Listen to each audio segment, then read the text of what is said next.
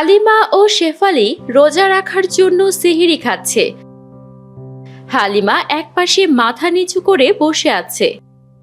দেখতে দেখতে রমজান মাসটা শেষ হয়ে যাচ্ছে শেফালি। আর মাত্র 2-3 দিন বাকি আছে, তারপরেই শুরু হবে খুশির ঈদ।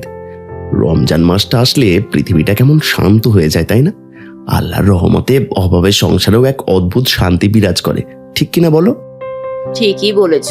সারা বছর হাড় ভাঙা খাটুনি আর টানাটানি থাকলেও এই মাসে মনটা শান্তিতে ভরে থাকে। কিন্তু আমাদের মেয়েটা যেমন চুপচাপ কেন? মা হালিমা, কি ব্যাপার? কিছু খাচ্ছিস না কেন রে মা? কি আর খাবো মা, আর তো মাত্র 2-3 দিন পরে ঈদ। প্রতি বছর তোমরা বলো এবার টাকা নেই, পরের বার নতুন জামা দেবে। এবারও কি আমার কপালে নতুন জামা জুটবে না? মারে, বাবা হয়ে তোর কষ্টটা আমি বুঝি। নিজের সামর্থ্য নেই বলে খুব লজ্জা লাগে। তবে এবার কথা দিচ্ছি মা, তোকে আমি একটা নতুন জামা কিনে দেবই দেব, সেটা যেভাবেই হোক। আরে কি বলছো তুমি? ঘরে চাল ডাল কেনার পয়সা নেই? ঈদের সময় তো জিনিসপত্রের আকাশ ছোঁয়া দাম থাকে। তুমি জামা কেনার টাকা কোথায় পাবে? আল্লাহ ভরসা শেফালি, তুই চিন্তা করিস না মা হালিমা। এবার তোর পছন্দ মতো সবচেয়ে সুন্দর জামাটাই আমি তোকে কিনে দেব। সত্যি বলছো বাবা? তাহলে এবার ঈদে আমি সব থেকে সুন্দর জামা পাবো। কি মজা, কি মজা! আমি সবাইকে তাক লাগিয়ে দেব। হাশেম সেহরি খাওয়া শেষ করেই কাজের উদ্দেশ্যে রওনা হয়। আরে কি ব্যাপার? সেহরি খেয়ে আবার বেরিয়ে পড়ছো যে? এভাবে সারা দিন রাত খাটাখাটনি করলে শরীরটা তো তোমার টিকবে না। সেহরি খেয়ে একটু বিশ্রামও তো নিতে পারো। এক্ষুনি যেতে হবে শেফালি, বাধা দিও না। আজ মহাজন তাড়াতাড়ি কাজে যেতে বলেছেন। ঈদের আগে মহাজনের অনেক কাজ বাকি, সব কাজ গুছিয়ে দিয়ে আসতে হবে। আমিও তো জমিদার বাড়িতে কাজে যাব। জমিদার বাড়ির কাজ শেষ করে তবেই তো আমাদের নিজের ঘরের কাজ করতে হবে। সকাল হলে একসাথেই বেরিয়ে পড়ি। তুমি তো ঘরের কাজ করো শেফালি, আমি তো বাইরের কাজ করি। তোমার সাথে আমার সময় মিলবে না। তুমি এসো, আমি গেলাম। হাশেম চলে যাওয়ার পর হালিমা তার মাকে বলে, মা, আমিও আজ তোমার সাথে জমিদার বাড়িতে যাব। তোমার কাজে হাত লাগালে তাড়াতাড়ি ছুটি পাবে তুমি।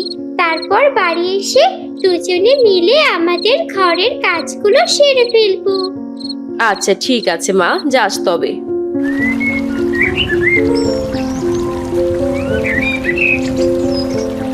আর এদিকে জমিদারের একমাত্র আদরের কন্যা আরশি রেগে মেগে তার বাবা মাকে খুঁজছে। বাবা, মা, কোথায় তোমরা? রমজান তো শেষ হয়ে এলো, অথচ আমার ঈদের কেনাকাটাই হলো না এখনো। ব্যাপারটা কি শুনি? আমি জমিদার ঘরের আদরের একমাত্র মেয়ে। মহল্লার সব থেকে দামি আর রাজকীয় পোশাকটা ঈদে আমার চাই। দেরি হয়ে গেলে তো ভালো ভালো জামা পাওয়াই যাবে না বাজারে। আরে শান্ত হও আরশি, রোজার দিনে কেউ এইভাবে চিৎকার করে? চিৎকার করব না বাবা, তোমরা মনে হয় ভুলেই গেছো আমার কথা। তা না হলে ঈদের মাত্র আর কদিন বাকি, এখনো মার্কেটে নিয়ে যাচ্ছ না কেন আমাকে? তোমরা কি আমায় ভালোবাসো না বলো তো? আরে তুমি আমাদের কলিজার টুকরো একমাত্র মেয়ে। আমরা তো এতক্ষণ তোমার কথাই আলোচনা করছিলাম। আজই তোমাকে নিয়ে শহরের বড় কাপড়ের দোকানে যাব কাপড় কিনতে। দোকানের সব থেকে নজর কাড়া জামাটাই তোমার জন্য কেনা হবে, ঠিক আছে? আর এদিকে শেফালি ও হালিমা এসে জমিদার বাড়ির আঙিনা পরিষ্কার করা শুরু করেছে। আরে শেফালি, এসেছিস তুই? ভালোই হয়েছে, হালিমাকেও সাথে এনেছিস দেখছি। হালিমা, তুই রোজা আছিস মা? হ্যাঁ গিন্নিমা, আমি রোজা আছি। মায়ের কষ্ট হবে বলে তাকে কাজে একটু সাহায্য করতে এলাম।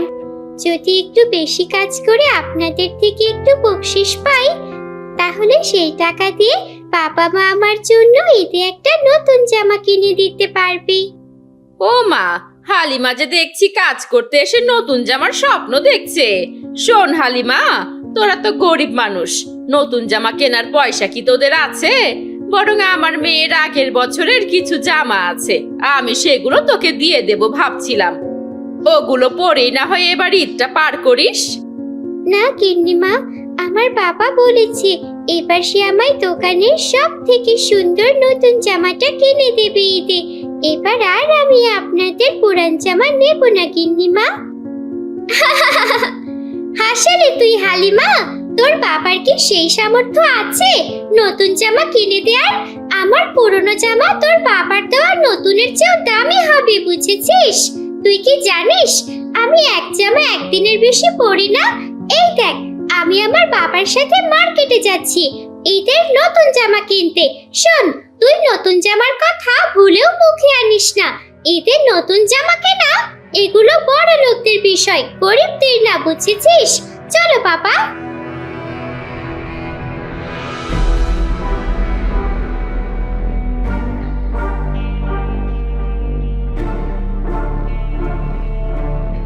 এদিকে হাশেম মহাজনের সমস্ত কাজ শেষ করে মহাজনের কাছে এসে মিনতির সুরে বলছে, মহাজন মশাই, দয়া করে আজ আমায় 1000 টাকা অগ্রিম দিন।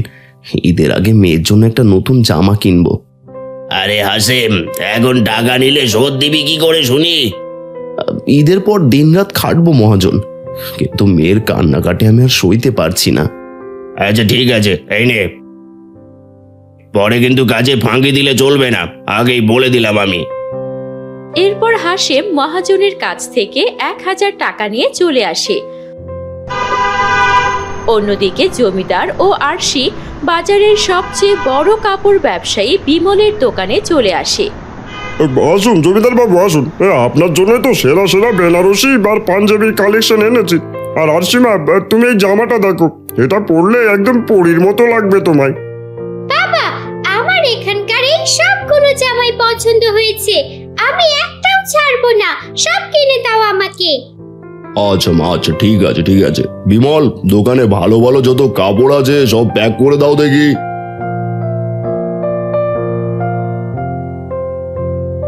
জমিদার চলে যাওয়ার পর হাশেম ও হালিমা ভীরু পায়ে দোকানে ঢোকে। বিমল বাবু, আমার মেয়ে ওই লাল জামাটা পছন্দ করেছে, ওটা একটু দিন তো। হাসান ভাই, এটার দাম কিন্তু অনেক বেশি। এটা 5000 টাকা, তাই তোমার বাজেটের মধ্যে হবে না। আর তুমি বরং এই পাশের আলমারির সস্তা জামাগুলো দেখো। আমি টাকা 1000 নিয়ে এসেছি বিমল বাবু, দাম যা হয় সমস্যা নেই, আমি পরে আপনাকে দিয়ে দেব, আপনি ওটাই দিন। আরে হাসিম ভাই, আমি তো তোমার ভালোর জন্যই বলছি। 5000 টাকা অনেক টাকা, শুধু শুধু জেদ করো না তো ভাই। তোমাদের মতো মানুষের জন্য এই জামা না। তাছাড়া এসব দামি জামা তোমাদের মতো গরিব মানুষরা পরলে আমার দোকানের মান সম্মান থাকবে না। আমি যার তার কাছে দামি জামা বিক্রি করি না। যাও তো অন্য দোকানে যাও, সস্তায় অনেক জামা পেয়ে যাবে। বাকি নিতে এসে আমার সময় নষ্ট করো না। বাবা, চলো এখান থেকে, আমি আর কোনো জামা কিনবো না। তুমি বলেছিলে আমি যেটা পছন্দ করব সেটাই কিনে দেবে।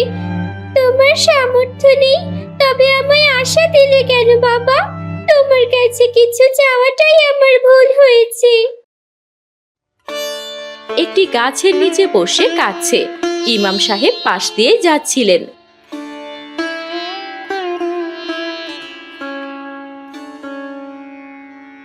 মা হালিমা, তুমি এখানে বসে কাঁদছো কেন মা? আর কদিন পরই তো আনন্দের দিন, ঈদ আসছে, কত মজা হবে, সবাই কত আনন্দ করবে, আর তুমি কাঁদছো? কি আর করব হুজুর, আমাদের মতো গরিবদের জন্য কি কোনো আনন্দ আছে? ঈদে একটা নতুন জামার জন্য সবার কাছে অপমানিত হতে হলো। বিমল বাবু বললেন গরিবরা দামি জামা পরলে নাকি দোকানের সম্মান যায়। জমিদারের মেয়ে আরশির পুরনো জামাই প্রতিবার আমার কপালে জুটে, কোনো ঈদে একটা নতুন জামা পরতে পারি না। মারে, ইসলাম আমাদের শিখিয়েছে যে মানুষের মর্যাদা তার পোশাকে নয়, তার তাকওয়া বা মনে। বিমল বাবু বা যারা তোমাকে ছোট করেছে তারা আল্লাহর সৃষ্টিকে অপমান করেছে। মনে রেখো মা, আল্লাহর কাছে সেই সেরা যার মনটা পরিষ্কার। তুমি তোমার বাবা মায়ের উপর রাগ করো না মা, তারা তো সাধ্যমতো চেষ্টা করেছেন। ঈদের আসল আনন্দ নতুন পোশাকে না, বরং ত্যাগে এবং একে অপরের পাশে দাঁড়ানোতে। আমি বুঝতে পেরেছি হুজুর, কিন্তু সমাজ তো শুধু পোশাক দেখে। আমি এখন বাড়ি ফিরে যাব। আপনিও কি আমাদের বাড়ির দিক দিয়ে যাবেন? হ্যাঁ মা, চলো, আমিও সেদিকেই যাচ্ছি। এরপর হালিমা ও ইমাম সাহেব হাঁটা শুরু করে।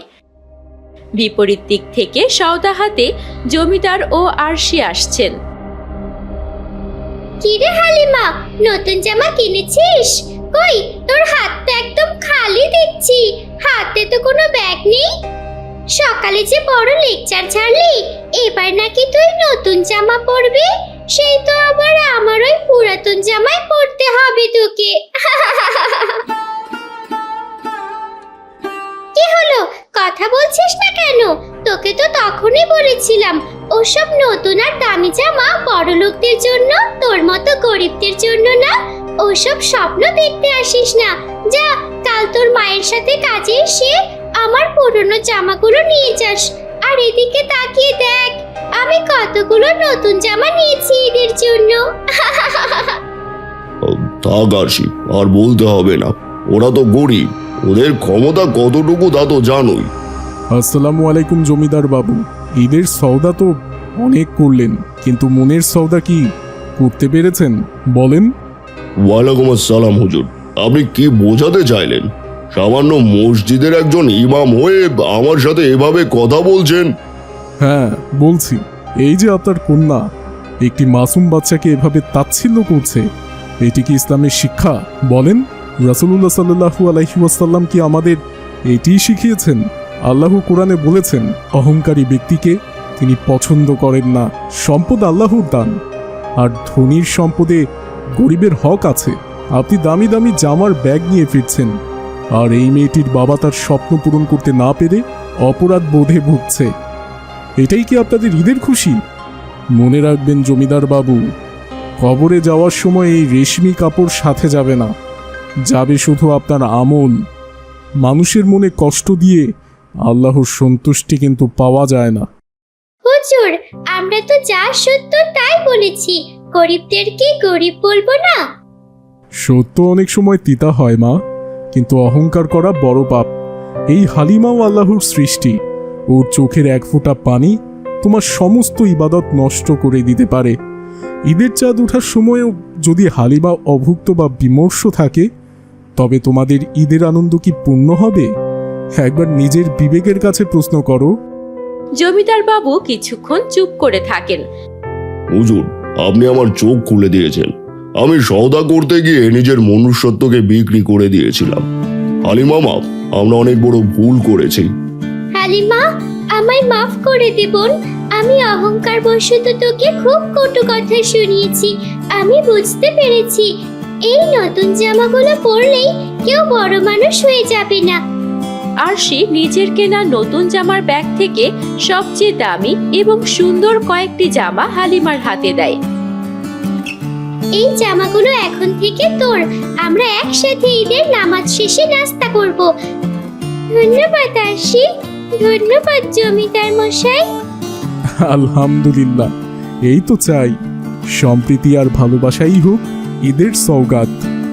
সবার মুখে তৃপ্তির হাসি ফুটে ওঠে।